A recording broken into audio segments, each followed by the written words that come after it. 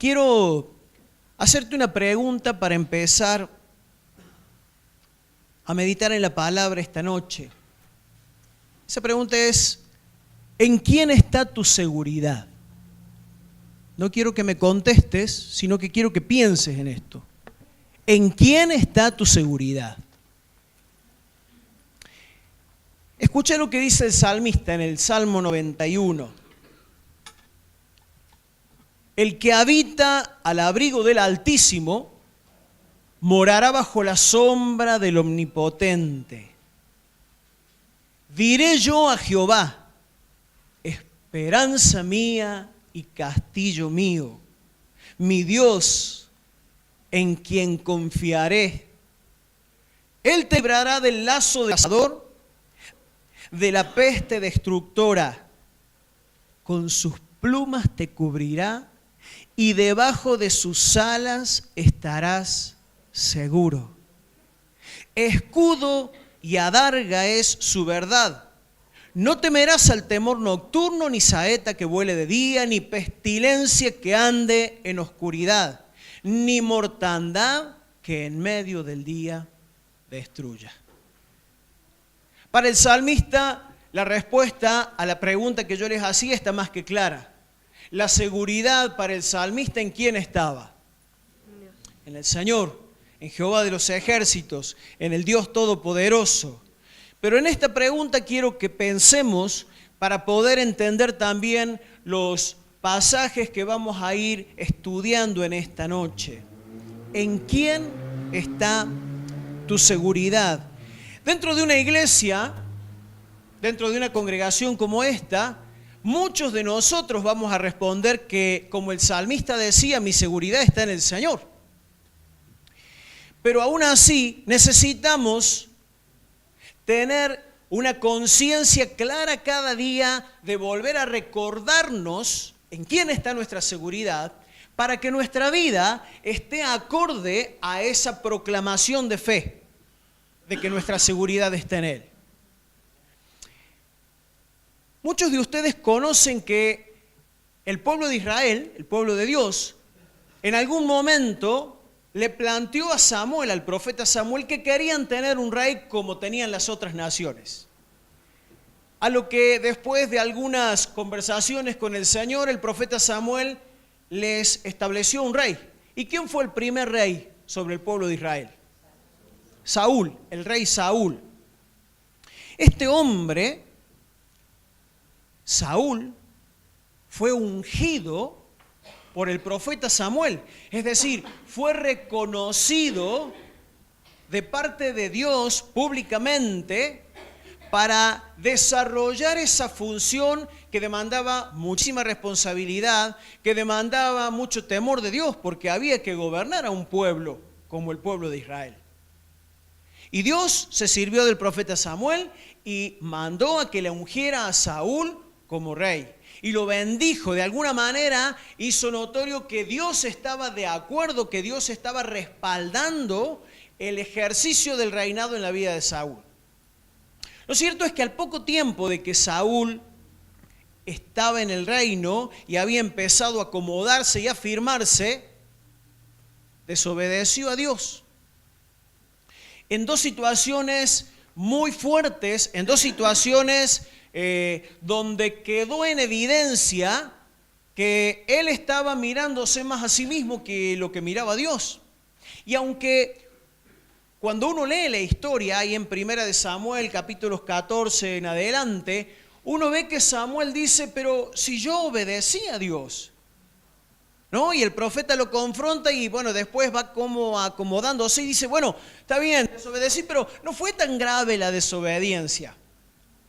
No obstante, lo que vamos a leer ahora tiene que ver con la consecuencia de la desobediencia de este hombre, Saúl como rey. Quiero invitarte a que busques en 1 Samuel capítulo 16.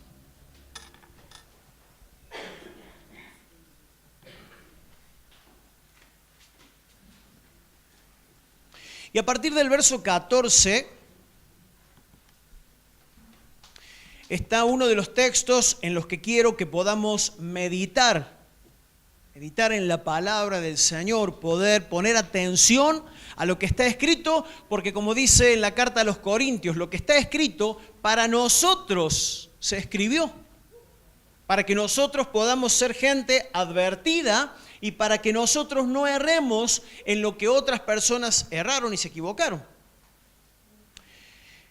Primera de Samuel capítulo 16, a partir del verso 14 leo y dice: el Espíritu de Jehová se apartó de Saúl y le atormentaba un espíritu malo de parte de Jehová. Y los criados de Saúl le dijeron: he aquí ahora un espíritu malo de parte de Dios te atormenta. Diga pues nuestro Señor a tus siervos que están delante de ti, que busquen a alguno que sepa tocar el arpa, para que cuando esté sobre ti el espíritu malo de parte de Dios, él toque con su mano y tengas alivio. Y Saúl respondió a sus criados: búsquenme pues ahora alguno que toque bien y tráiganmelo. Entonces uno de los criados respondió diciendo: he aquí yo he visto a un hijo de Isaí de Belén, que sabe tocar, y es valiente y vigoroso, y hombre de guerra, prudente en sus palabras y hermoso, y Jehová está con él. Y Saúl envió mensajeros a Isaí diciendo: envíame a David tu hijo, el que está con las ovejas. Y tomó Isaí un asno cargado de pan, una vasija de vino y un cabrito, y lo envió a Saúl por medio de David su hijo. Y viniendo David a Saúl, estuvo delante de él, y él le amó mucho. Saúl le amó mucho a David y le hizo su paje de armas, es decir, su escudero. Y Saúl envió a decir a Isaí: yo te ruego que esté David conmigo, pues ha hallado gracia en mis ojos. Y cuando el espíritu malo de parte de Dios venía sobre Saúl, David tomaba el arpa y tocaba con su mano, y Saúl tenía alivio y estaba mejor, y el espíritu malo se apartaba de él.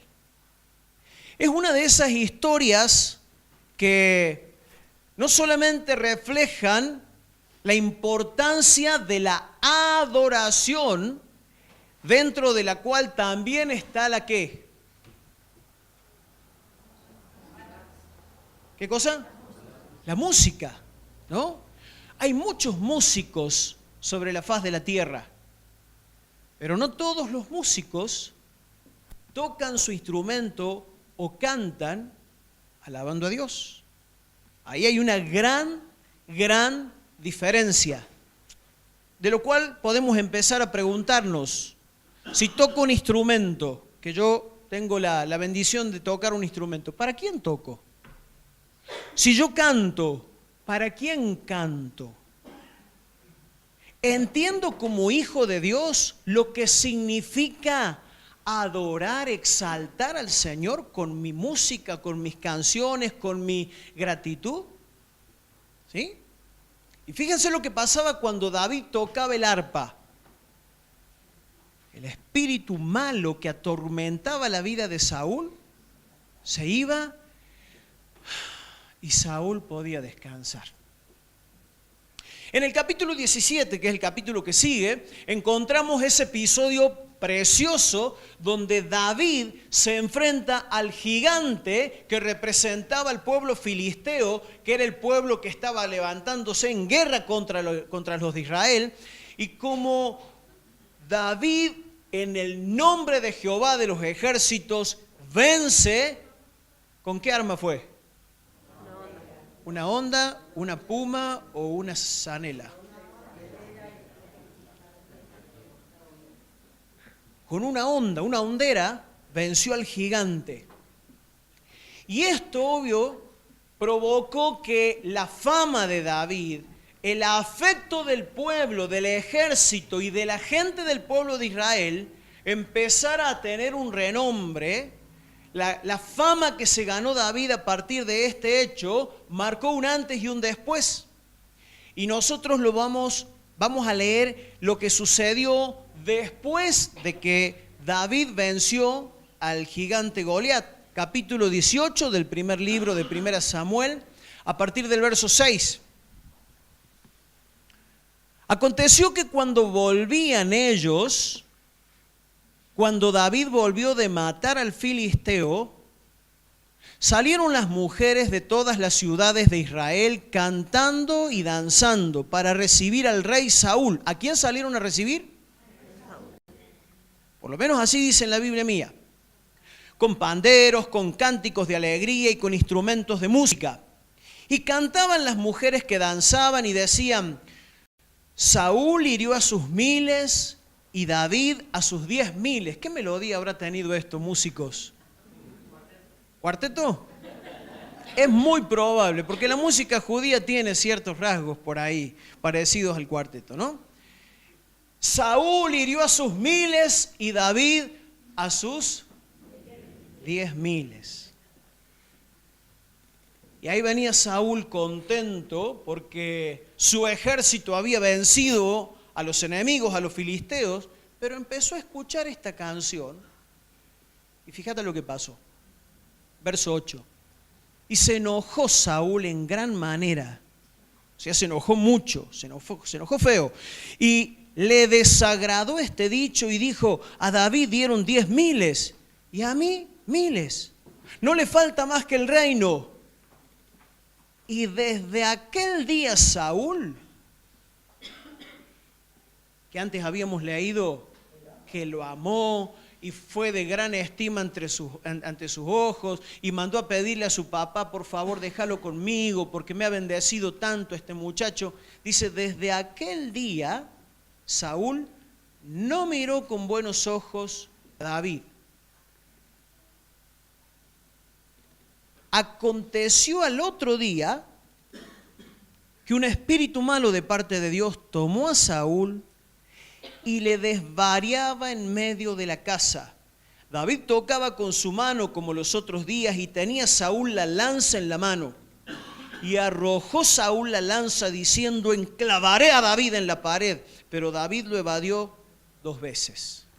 Y si seguimos leyendo, aparecen otros episodios donde Saúl, lleno de ira, de un enojo descontrolado, intenta matar a este joven que poco tiempo atrás le resultaba de tanta bendición. Pasó del amor al odio.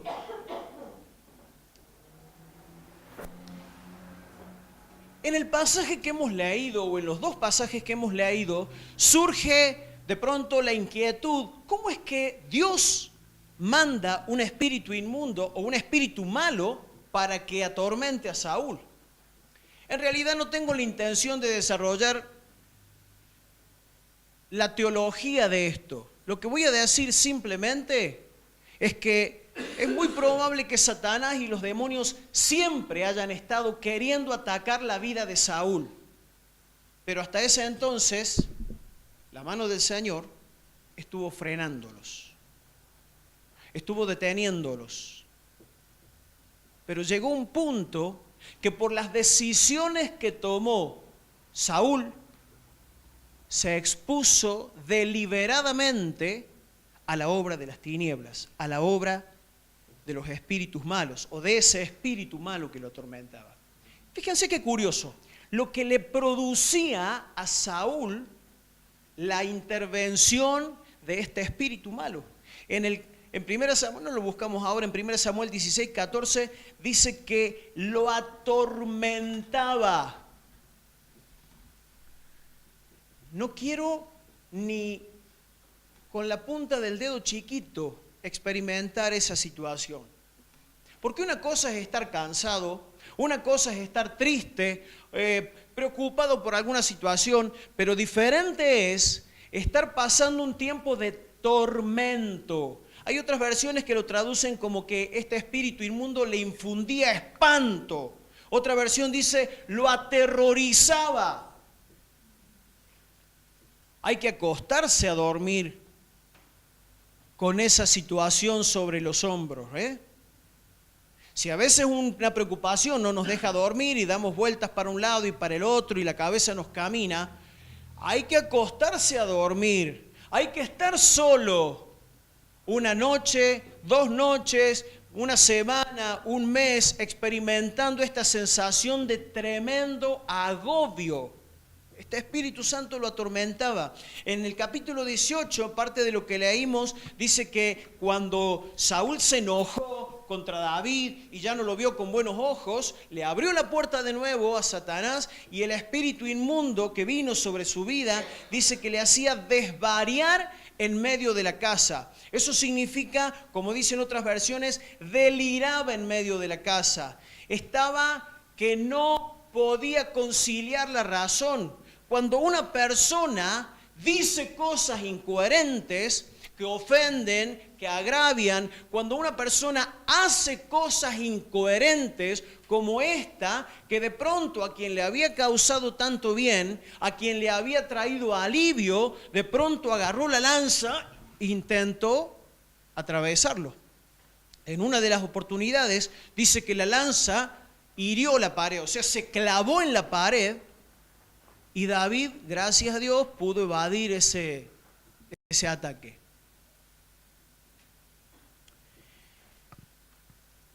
Menciono esto, hermanos, porque necesitamos abrir los ojos a la realidad espiritual que vivimos.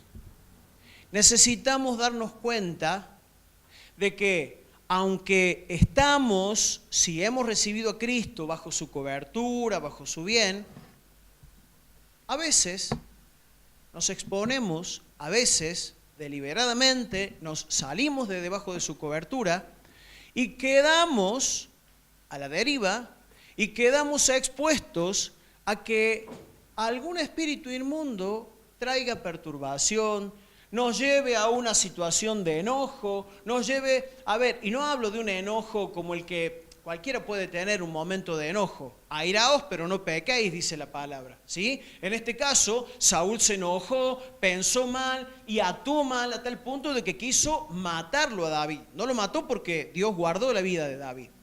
Entonces estoy pensando en que cómo tenemos que aprender a cuidarnos, porque a veces empezamos a pensar mal en contra de un ser querido, a veces empezamos a proyectar planes en contra de alguien para tramar una venganza, para tramar algún ojo por ojo, diente por diente, o empezamos a sentir mal. A veces no nos animamos a levantar la mano en contra de alguien, pero en nuestro corazón hay tanta ira guardada, hay tantos celos, tantas envidias, que no queremos ni siquiera mirarle a los ojos a la otra persona.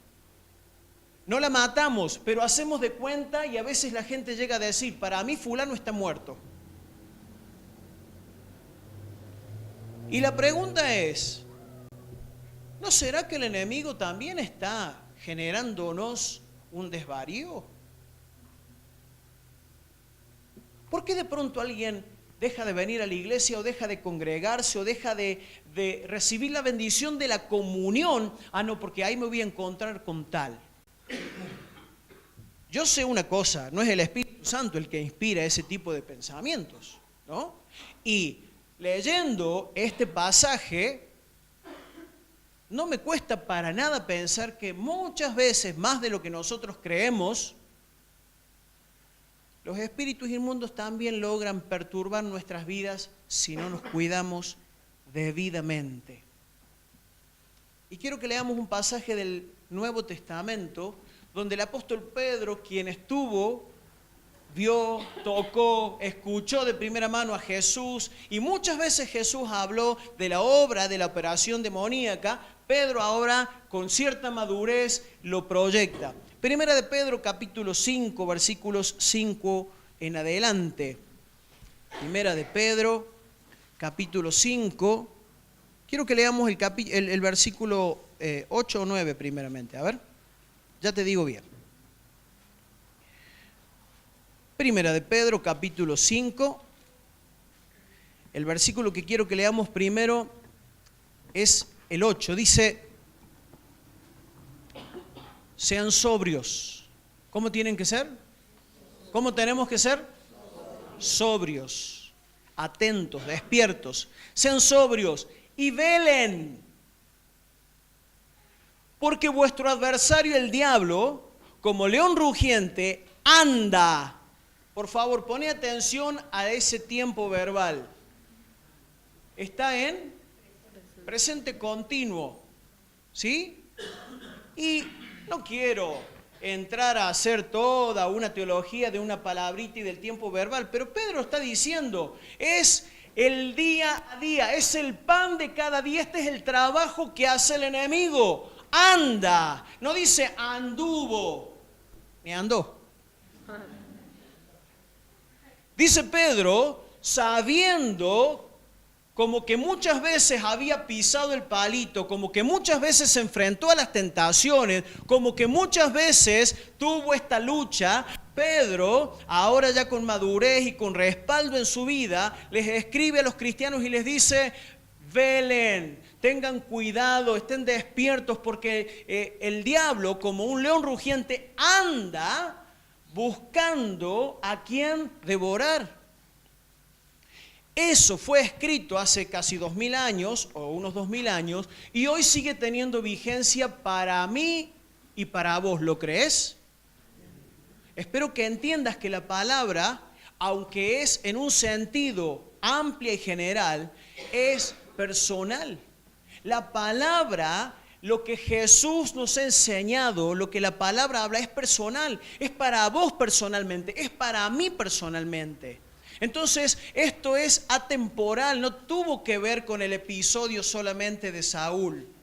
Es para que hoy vos y yo tengamos cuidado, porque de la misma manera que en aquel entonces estaba ahí queriendo llegar hasta la vida de Saúl, hasta que el Señor levantó la mano y dio permiso, y el diablo entró en la vida de Saúl y generó tormento y generó desvarío, así también Satanás está queriendo devorarnos.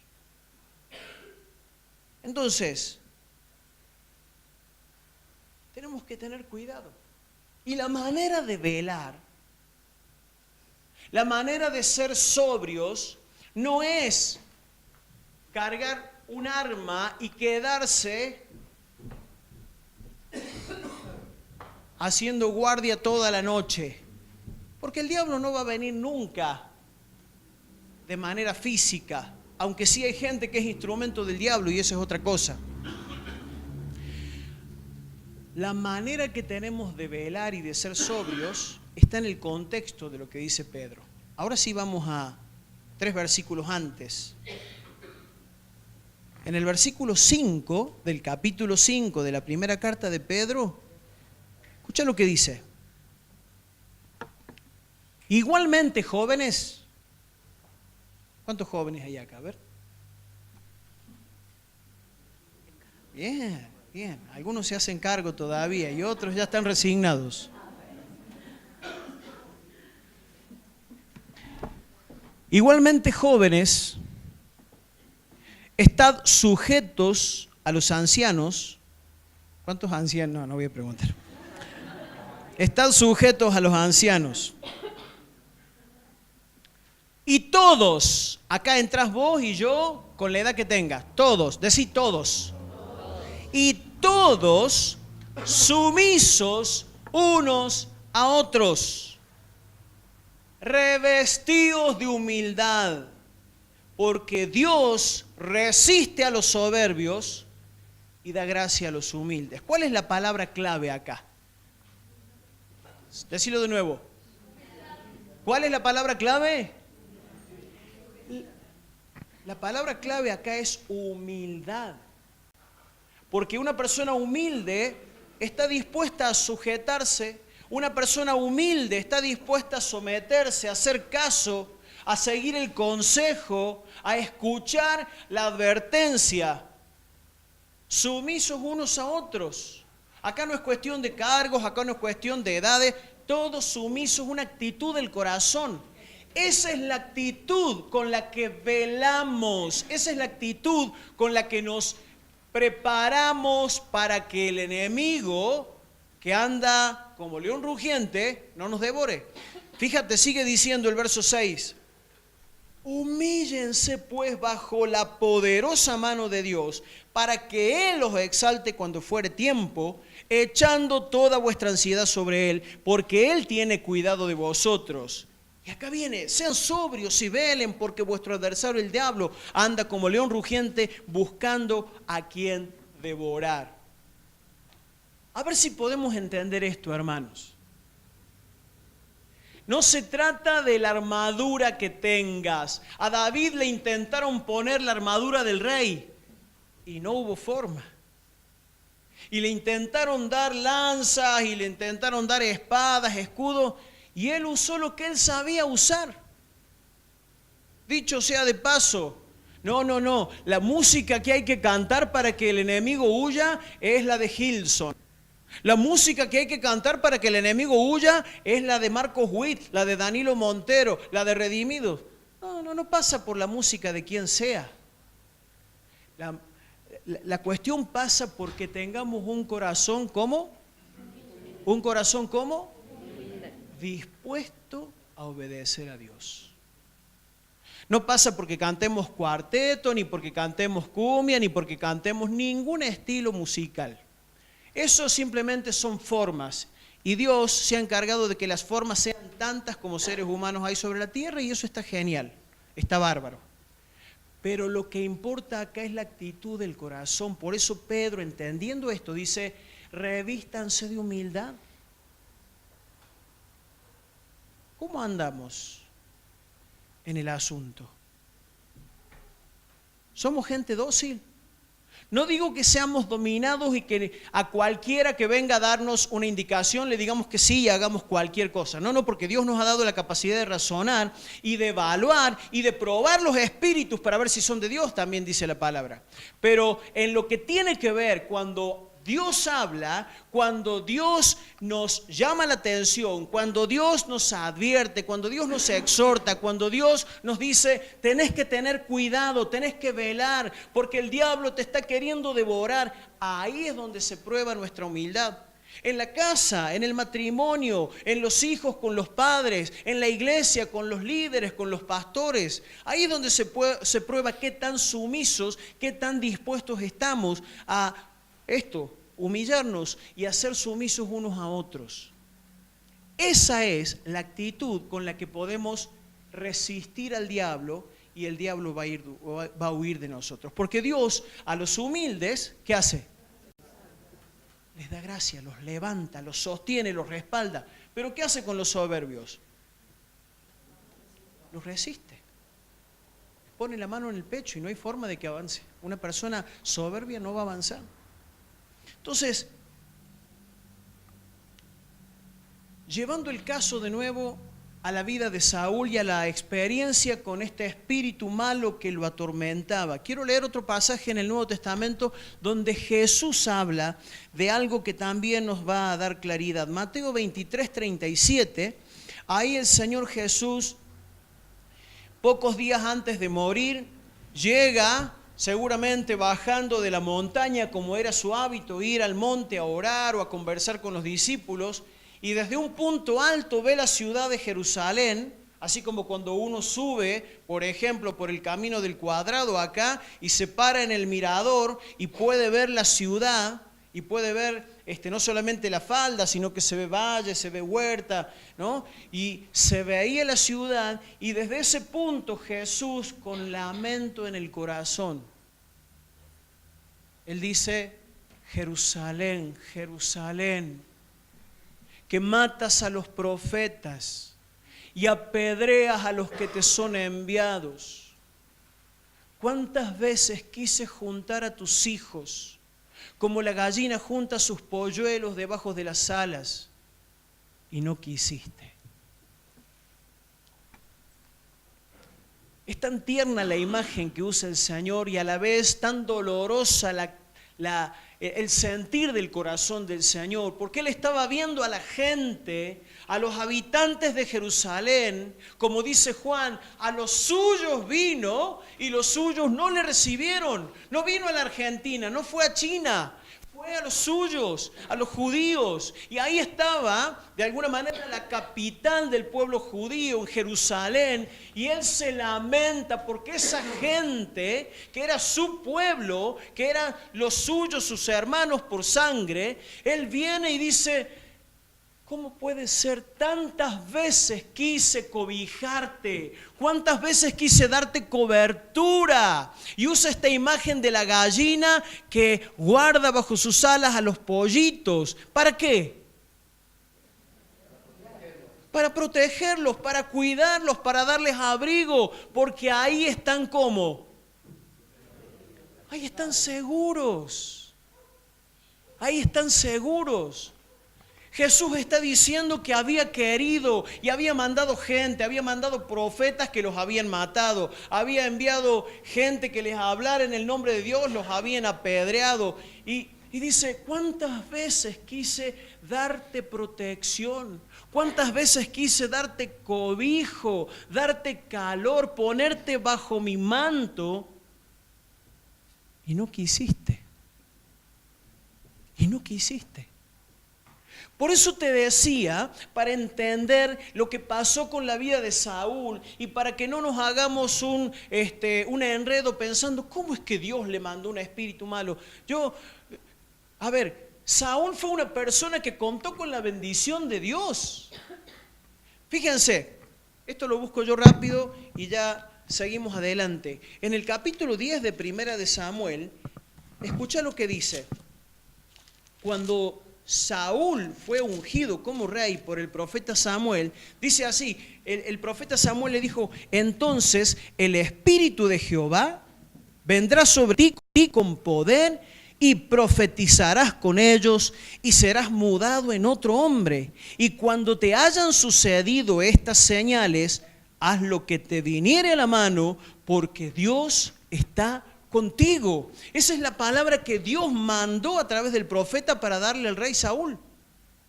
Dios había bendecido, había aprobado la vida de Saúl. Pero ¿qué pasó con Saúl?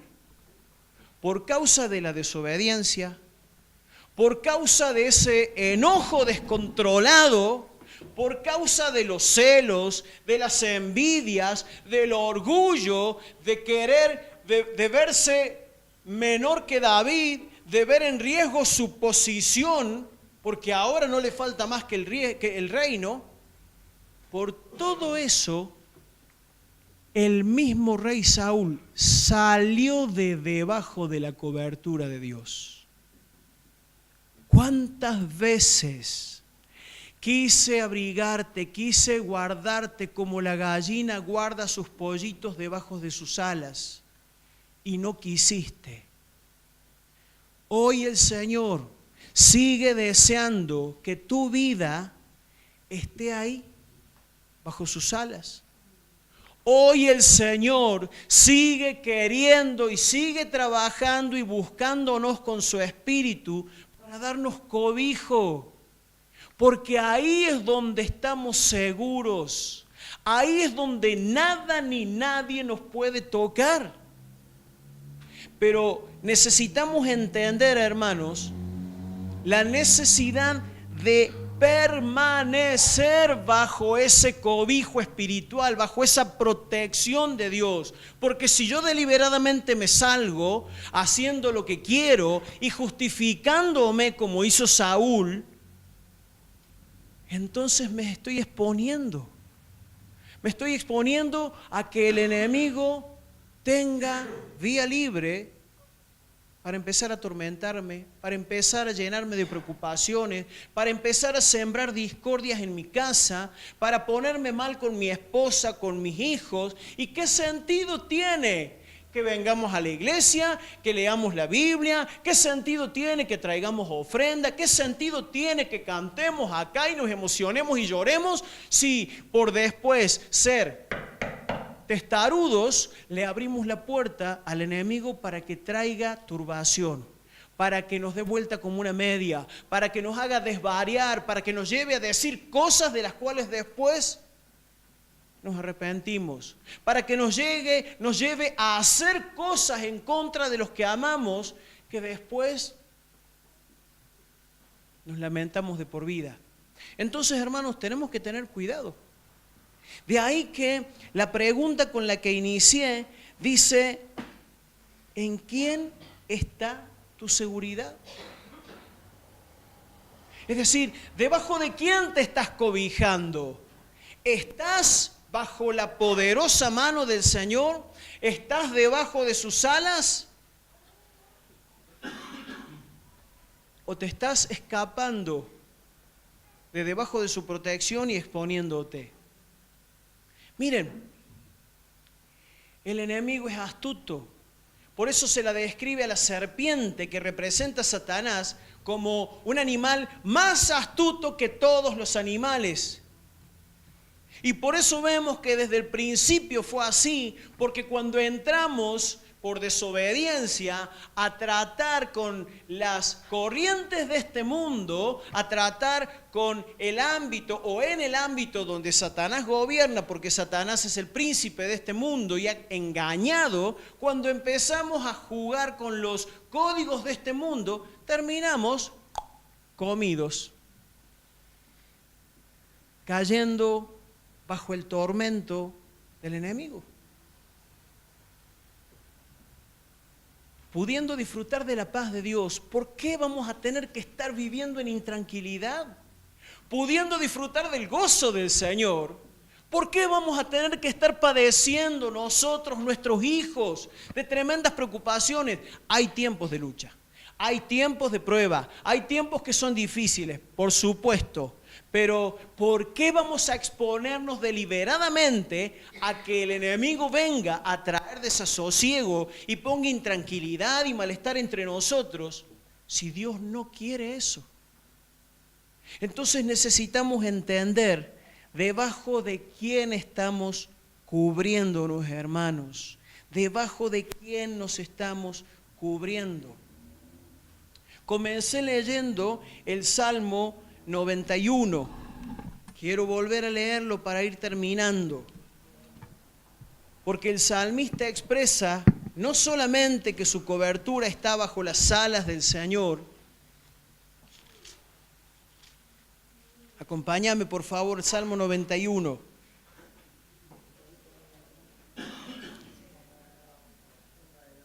El que habita al abrigo del Altísimo morará bajo la sombra del Omnipotente. Diré yo a Jehová, esperanza mía y castillo mío, mi Dios en quien confiaré. Él te librará del lazo del cazador, de la peste destructora. Con sus plumas te cubrirá y debajo de sus alas estarás seguro. Escudo y adarga es su verdad. No temerás al terror nocturno, ni saeta que vuele de día, ni pestilencia que ande en oscuridad, ni mortandad que en medio del día destruya. Y más adelante, en el verso 11, dice, pues a sus ángeles mandará acerca de ti que te guarden en todos tus caminos. En las manos te llevarán para que tu pie no tropiece en piedra.